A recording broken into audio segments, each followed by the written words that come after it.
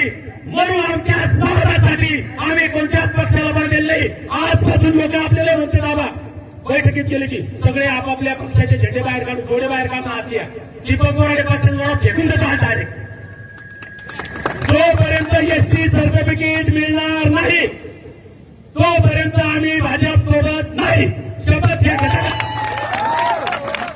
अरे माझ्या शक्तीनं होणार नाही, तुमच्या शक्तीनं होणार नाही. इमानदारीनं जर खरंच सांगणार असाल आणि आमच्या अंगात रक्त कोणाचं आणि एक मला राया म्हणलं की त्या उत्तर हिंदुस्थानात गावाचे गावं खाली राहायचे.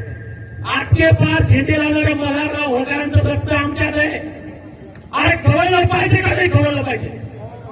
कशासाठी चाललंय? अरे त्या यशवंतराव होळकरांच्या नावानं इकडं कापायचे खातात. त्या यशवंतराव होळकरांचे आम्ही वंशज आहेत. आम्हाला राग आला पाहिजे, दीपक बोराडेचा नाही. आम्हाला धोका देणाऱ्यांचा राग आमचा आला पाहिजे. आला पाहिजे की आला पाहिजे.